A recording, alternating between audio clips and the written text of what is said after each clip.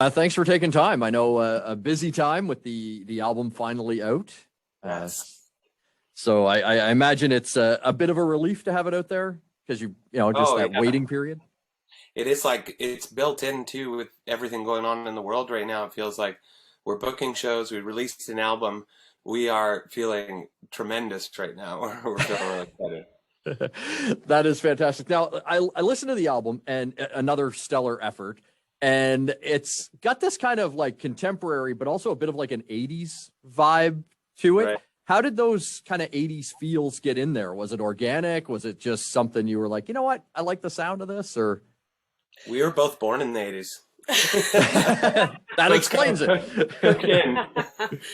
I think we just have always really liked synths, and I think people attribute synths to the 80s, Yeah. and which is fine with us. Like, I think you like what you like, and you're drawn to certain sounds and certain bands for certain reasons, and you just go with it. And actually, the more confident you get within yourself and your own creative tastes, the more you just kind of like lean into whatever it is you like, despite the genre. Or we're pretty random, actually, I've noticed, because we love like harder rock stuff, but we also love good pop hooks. And so that's like our sound just kind of comes from our eclectic love of different genres. We definitely don't overthink it.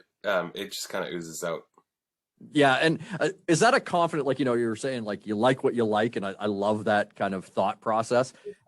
Is that a confidence that comes now on the third album that maybe wasn't there before? A little bit. You feel like maybe you just start to see clearer. Nobody ever gets there.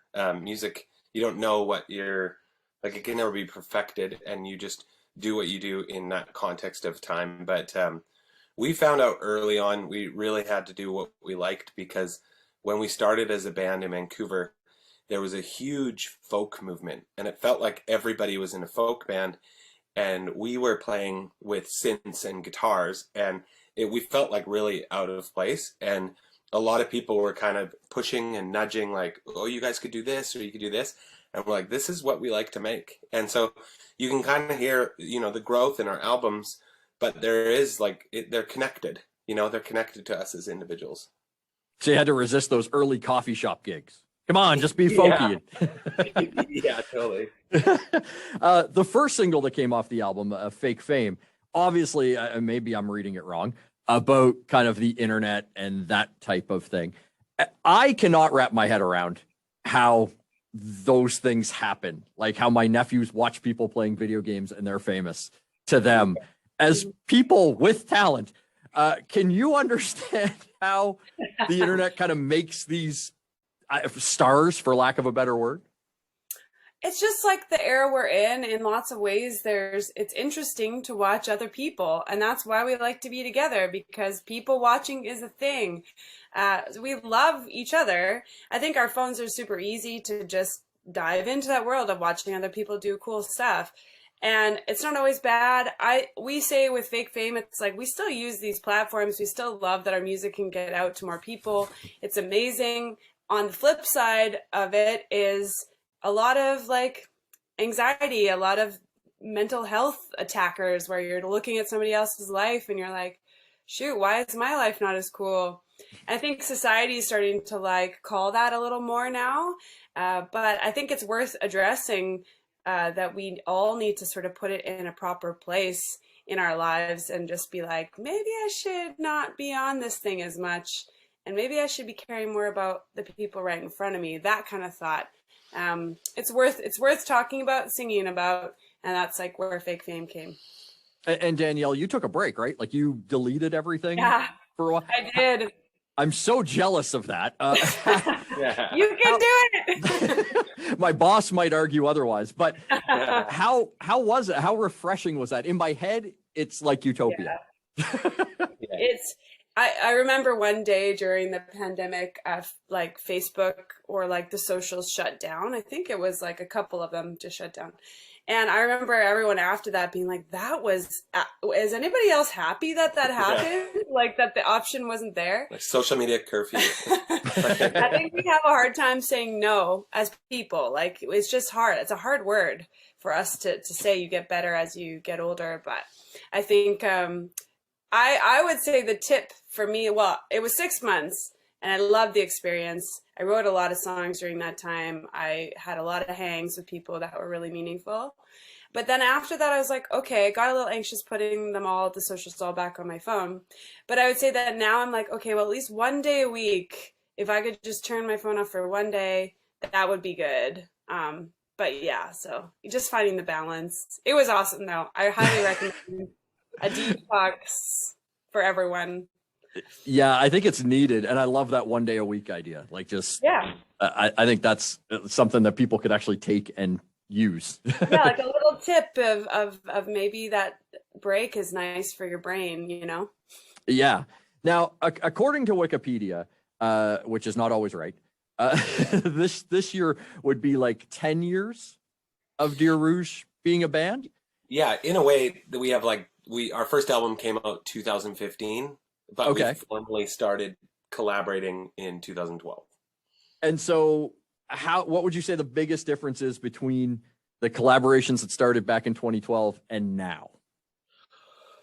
This was actually a huge point in our recording process. We had a lot of time because everything was shut down. So we were digging in the corners. We were writing songs. We felt really good about this album, or the songs we were writing. But we were trying to figure out how they were important and what we wanted to make this album be. And we spent extensive time in the studio writing with one of the guys who we wrote with at the very beginning. His name is Ryan Worsley. And we wrote a song that said, "Take me back to why we started in the first place." And it's interesting because you ask like how different it is it from then? It's vastly different, and we've grown so much, and we've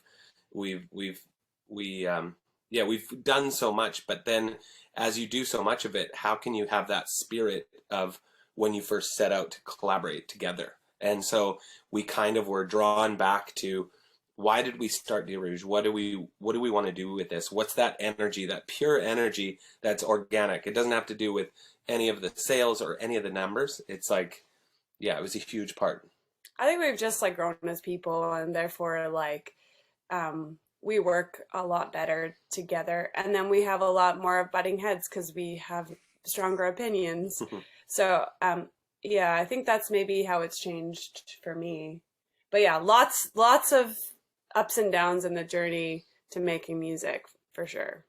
And on that journey, I was reading an interview, Drew, that you said when you guys first met, you didn't really like each other. So how do you go from, not really liking each other to here we are in a band, here we are married? Like, how does that road go? There's a song on the album called "You Rattle Me," and the first line is, "You irritate me, and that's why I like you."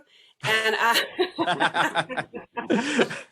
it's funny because we actually don't write a lot of relationship songs, but we did on this. We have a few on this album, and I think the tension is the chemistry for Drew and I. We like people in general, and so the fact that we were kind of irritated by each other, I think it was like the fire of the drawing you also, factor. if you met me when I was in my early 20s, you probably wouldn't like me either.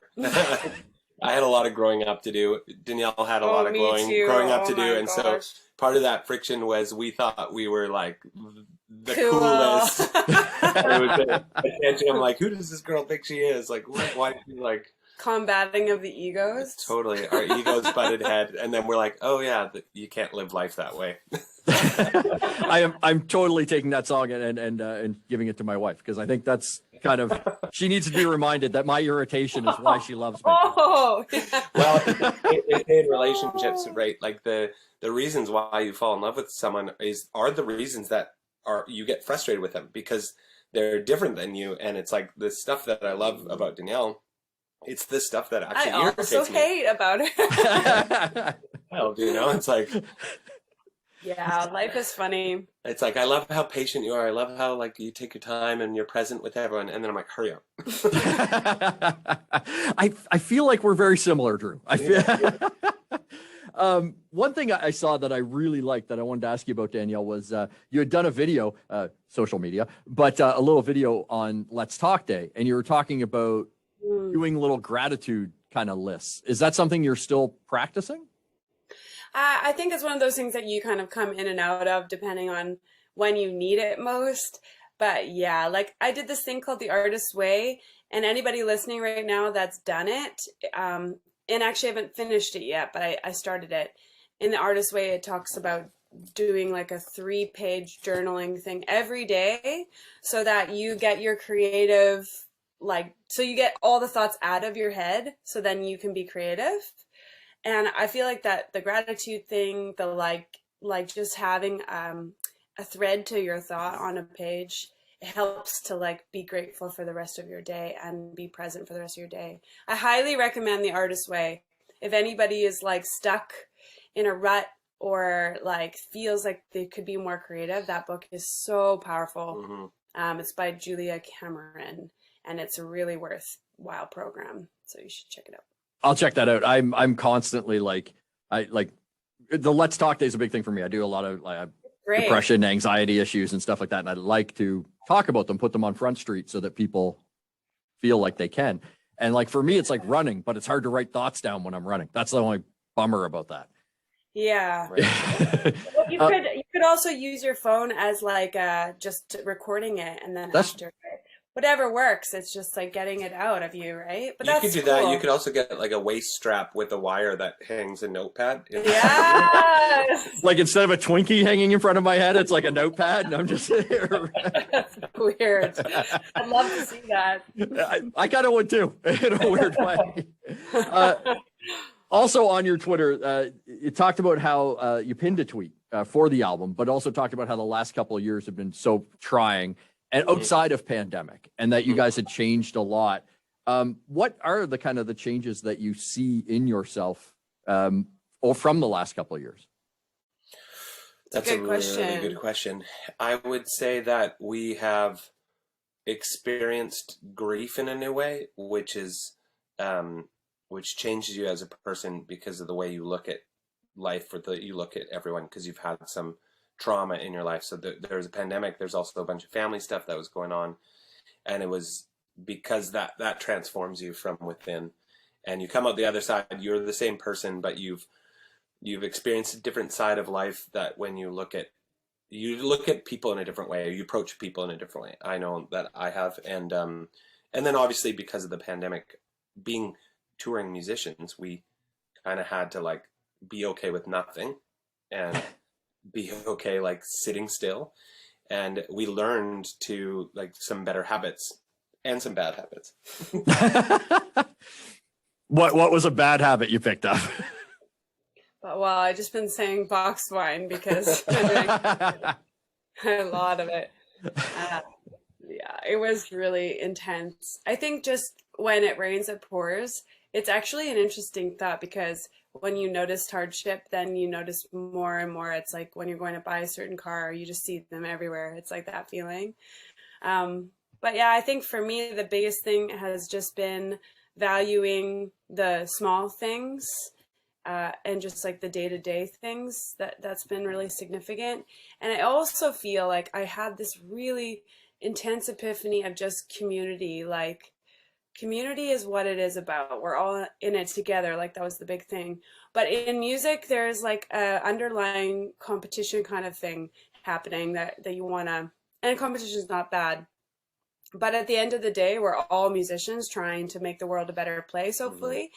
And just like leaning into like, oh, like we need to connect more with our peers, with our friends, with the people who are also struggling to make their best work and to talk through it. And creatives are really emotional. So like this season has just really taught me to like open my heart to building the community over just my own endeavors, which is really healthy at the end of the day. It makes it less like I am down on myself when I'm not producing enough a success or something. And then you start to like, you know, it's like a spiral a bit that you're not good enough.